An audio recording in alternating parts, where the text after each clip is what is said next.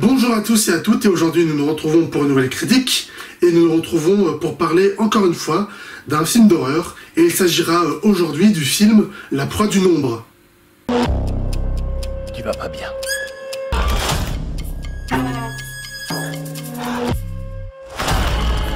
Owen, c'est pas vrai. C'est bien toi.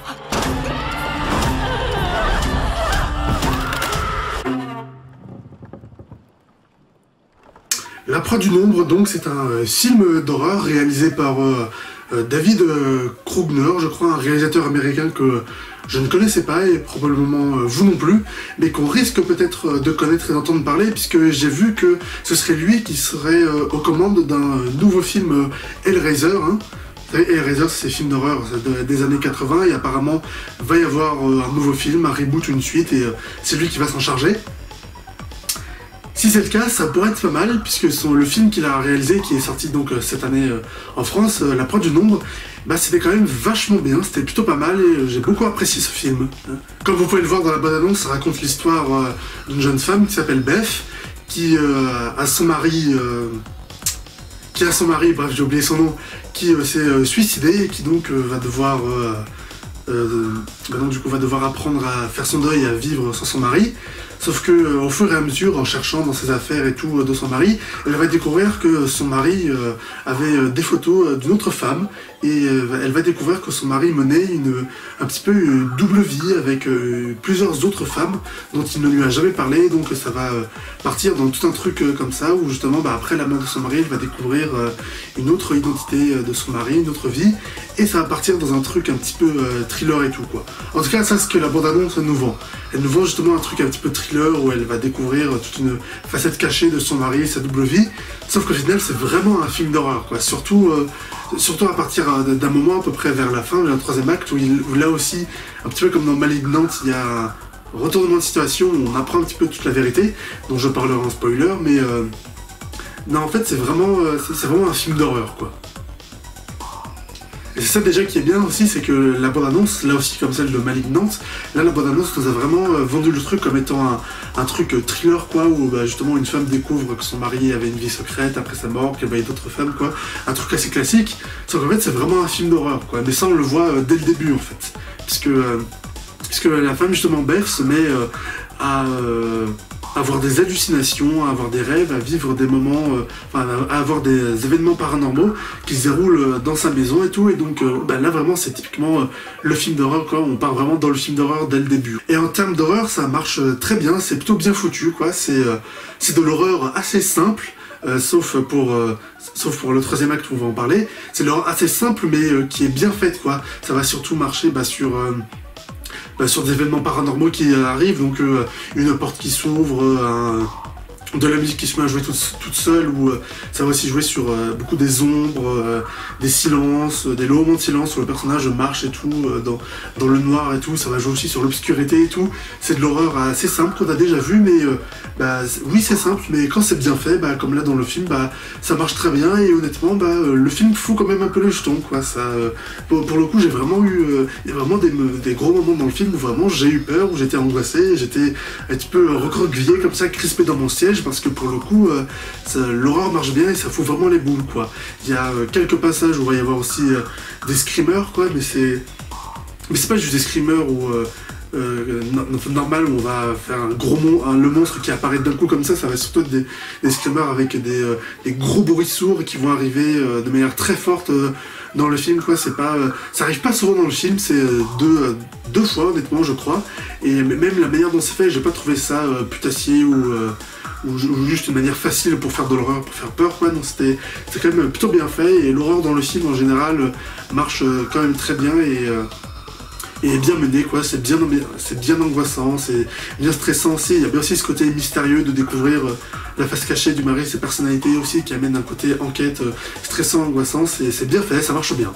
Voilà, donc là déjà au niveau de l'horreur, du frisson et de l'angoisse, c'est quand même plutôt bien travaillé, j'aime bien. Et ce que j'ai bien aimé aussi dans le film, c'est le personnage principal, Beth, qui est quand même assez particulier quoi, mais dans le bon sens. Parce que je veux dire, elle est pas banale quoi. Parce que c'est quand même un personnage de femme qui vient de perdre son mari, qui s'est suicidé, et qui découvre qu'il menait une double vie, quoi. Donc dans un sens, ça peut même se dire qu'il s'est suicidé parce que, à cause de cette double vie, pour pas lui faire de mal, quoi. Enfin, tout le bazar, quoi. Donc c'est quand même assez dur. Mais justement, ce qui est intéressant, c'est que dans le film, le personnage le prend... Enfin, on le montre que le personnage le prend assez à la rigolade, quoi. Elle est souvent en train de rire et tout, souvent en train de blaguer autour de ça, en disant ah ouais, mon mari, en fait, il est mort, suicidé. Comme ça. Elle fait vraiment ça dans le film, du coup, et du coup, c'est assez marrant, c'est un personnage qui est quand même assez fun dans ces moments-là, mais justement, mais c'est ça aussi qui est intéressant, c'est que justement, elle prend... En fait, j'ai dit, elle prend le truc à la rigolade, mais en fait, elle prend pas vraiment le truc à la rigolade, elle s'en amuse, quoi. Enfin, elle s'en amuse, enfin, elle blague justement, elle s'en amuse quand même un petit peu autour de la mort et du suicide de son mari, mais pour essayer de rendre ça plus supportable, quoi. Donc elle en parle justement de manière très calme et détachée, en faisant des blagues et tout, sur un ton très humoristique, mais surtout, je crois, c'est pour essayer de passer, de faire son deuil, quoi, puisque dans les scènes où elle est seule et elle est dans sa maison, pour le coup, on voit qu'elle est vraiment angoissée, quoi, quand elle entend la voix de son mari, là aussi, elle a vraiment envie de le retrouver, elle est vraiment triste de l'avoir perdu, quoi. Donc on sent aussi le côté où elle rigole un peu de ça, c'est pour essayer de surmonter son deuil. Pour le coup, c'est assez intéressant, ça je trouve, ça change quand même des films justement où les personnages perdent un proche et juste elles vont juste pleurer, c'est larmoyant, quoi, pendant 2 heures. Enfin, c'est pas mauvais, quoi, mais là pour le coup il y a quand même un truc assez différent qui est fait avec le personnage et le film et le ton, et j'ai trouvé ça assez bien et assez marrant quand même, la manière dont elle s'amuse de la mort de son mari, quoi. Les scènes justement où elle fait ça dans le film, c'est quand même plutôt plaisant, assez marrant et assez intéressant, quoi. Et donc du coup ça rend aussi le personnage assez intéressant, quoi. C'est un personnage qui est triste justement d'avoir perdu son mari, qui veut le retrouver, qui est triste d'apprendre sa double vie, mais qui quand même, pour essayer de le surmonter, justement, joue ça avec des blagues, en s'en amusant. C'est quand même le personnage assez intéressant et profond et tout, donc et aussi fun aussi un petit peu à certains moments du film. Donc pour le coup, ça j'ai quand même beaucoup aimé ça, j'ai quand même beaucoup aimé ce personnage. Je trouve que c'est assez original et que c'était bien fait.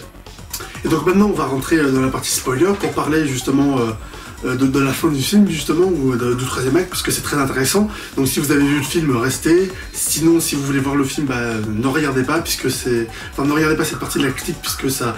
je vais quand même tout spoiler, tout raconter, quoi, et donc ça me dérangerait quand même de vous gâcher le film. Donc, dans la 3e partie du film, dans le 3e acte, on apprend qu'en fait, le mari de Beth, donc, était manipulé par une espèce d'esprit surnaturel, justement. On sait pas vraiment ce que c'est jamais vraiment précisé dans le film. C'est ça aussi qui est bien, justement, on précise jamais si c'est un démon, un ange ou un monstre. Non, c'est juste un esprit, une voix surnaturelle presque, qui donc voulait, une voix surnaturelle qui contrôlait son mari, justement, et qui voulait que son mari tue Beth pour faire plaisir à cette voix, donc à cette entité étrange. Et donc du coup, comme son mari ne voulait pas tuer Beth, et du coup à la place il est allé voir d'autres femmes et il a tué plusieurs autres femmes pour les offrir en offrande en quelque sorte à l'entité surnaturelle et lui faire croire qu'elle avait tué Beth.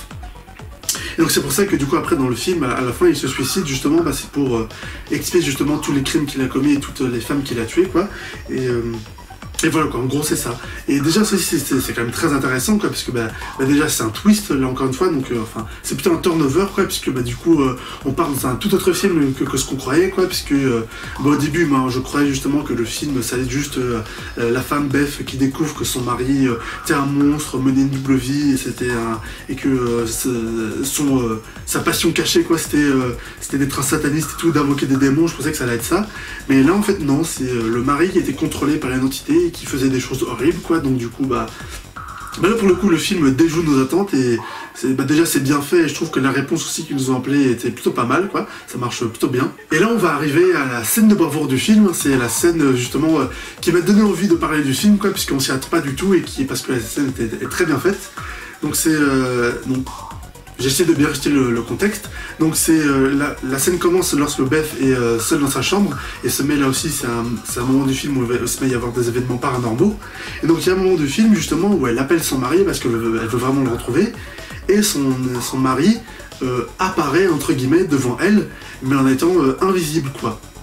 Et donc du coup Beth elle est contente, tu vois, et donc elle se met à toucher son mari, sauf qu'il est invisible. Mais donc du coup, pour recréer cette sensation, et ben, le film, et ben, il fait comme si il y avait de la pression sur ses doigts, quoi. Comme si ses doigts touchaient vraiment quelque chose, mais de manière invisible. Donc ils ont fait un effet justement comme s'il y avait quelque chose qui faisait pression sur ses doigts, quoi, comme si elle touchait vraiment quelque chose de manière invisible, quoi. C'est assez compliqué à résumer et à montrer, puisque c'est, enfin, à expliquer, puisque c'est un truc qui est quand même très visuel, mais pour le coup, j'ai trouvé ça que c'était vraiment, déjà l'effet est très bien fait, quoi, puisqu'on a vraiment l'impression qu'elle touche, quoi, que ses mains touchent une surface invisible, c'est très bien fait, et aussi c'est une très bonne idée, quoi, c'est très bonne idée visuelle, très bien fait, et pour le coup, par exemple, dans le film d'horreur de l'année dernière, Invisible Man, qui justement parlait, c'était justement l'homme invisible, quoi, il n'y avait pas ce truc-là, justement, où on touchait une surface invisible, et donc du coup, ça donnait, on simulait sur la main, quoi, l'association de toucher un truc, là, mais donc dans Invisible Man, il n'y avait pas ça. Dans Invisible Man, c'était des trucs d'horreur assez classiques, quoi, avec juste un mec qui est pas là, donc on montre des événements avec, enfin, un petit peu d'événements paranormaux, quoi, où c'est juste, en fait, le mec invisible qui les provoque, quoi, donc voilà, résumé rapide, mais dans ce film-là, La Proie du Nombre, j'ai trouvé que ça c'était très bien fait et tout. Et donc il y a aussi un moment où justement, où dans ce moment où elle se met à toucher son mari de manière invisible, son mari se met lui aussi à la toucher. Et donc du coup on a sur ses bras la simulation justement comme si son bras était touché mais par quelque chose d'invisible. Donc on a la simulation du bras qui est touché comme ça de manière invisible. C'est quand même compliqué à expliquer, mais là aussi c'était très bien fait. La simulation en rend c'est aussi une très bonne idée visuelle, je trouve. Et donc c'est vraiment à partir de ce moment-là que je me suis dit ah ouais, le film quand même a des idées visuelles, a des bonnes idées visuelles, c'est vraiment super bien. La mise en scène est cool, donc c'est là à ce moment-là où je me suis dit ah ouais, ce film-là, je vais en parler, je vais en faire une critique et je le mettrai dans mon top de l'année, quoi. Là vraiment, il y a du lourd. Voilà, et donc c'est à ce moment-là, justement, où il y a cet esprit invisible qui se tient devant elle, où on nous révèle qu'en fait, non, c'est pas son mari, c'est justement cette entité mystérieuse, cette voix surnaturelle qui lui parle. Donc à ce moment-là, le personnage se passe à travers un miroir, hein, littéralement. Là aussi, l'effet, justement, où elle passe à travers le miroir qui s'est brisé et tout, c'est très bien fait, c'est très intéressant.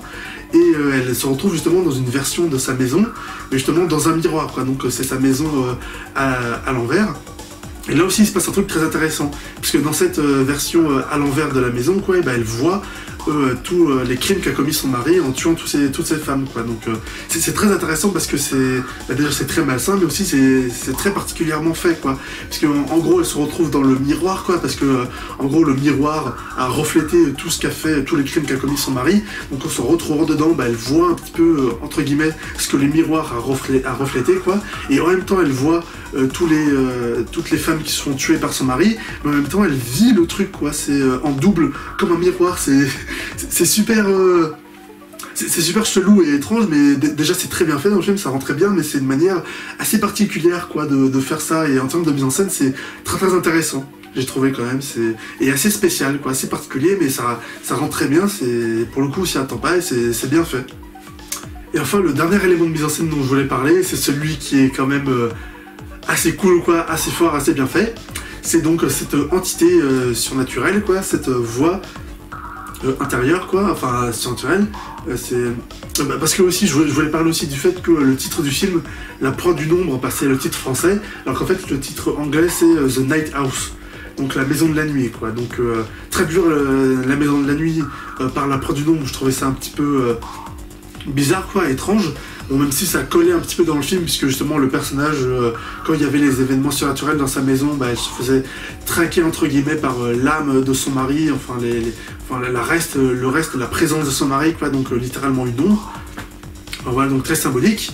Sauf que il y a un truc justement avec la voix intérieure, l'entité surnaturelle qui contrôlait son mari, qui lui parle, parce que justement la manière dont elle est représentée dans le film, c'est génial, quoi. Et c'est pas du tout, il est pas du tout représenté par une ombre, c'est plus compliqué que ça, en fait.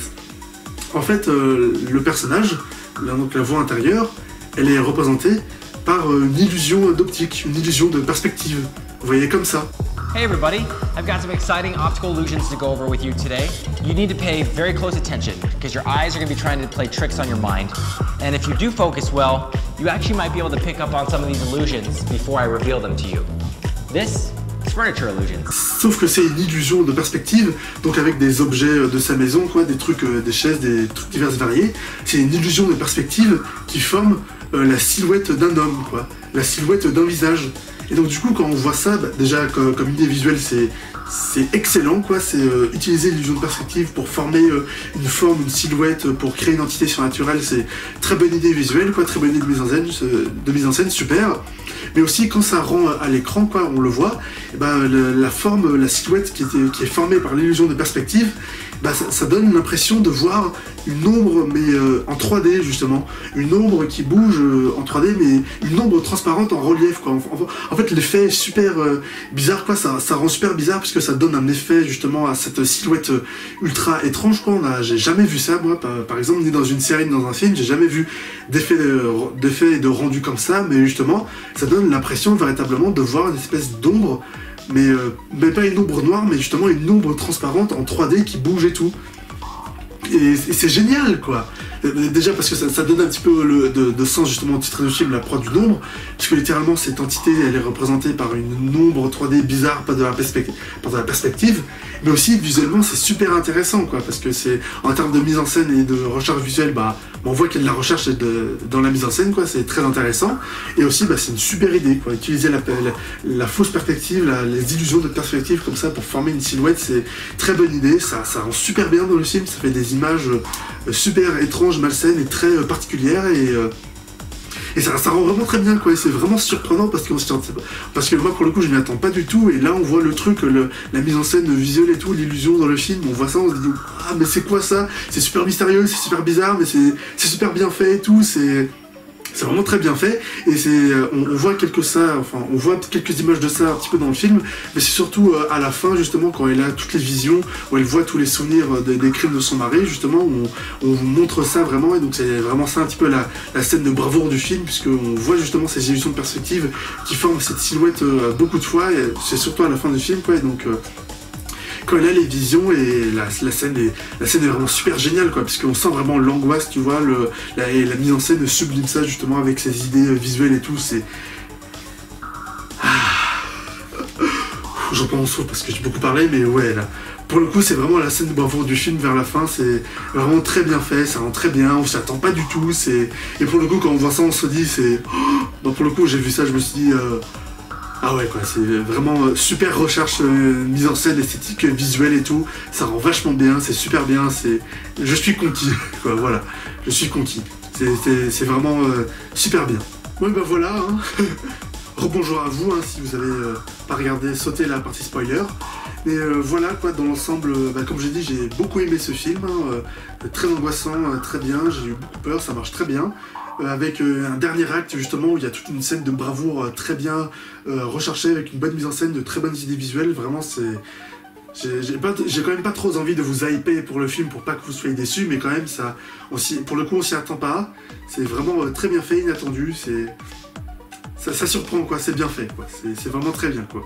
Donc j'ai beaucoup aimé ce film, La proie d'une ombre, je m'y attendais pas du tout, et je vous le recommanderais quoi, je vous conseillerais d'aller le voir. C'était vraiment pas mal, c'était vraiment bien. Voilà, donc merci à vous d'avoir regardé cette critique jusqu'au bout.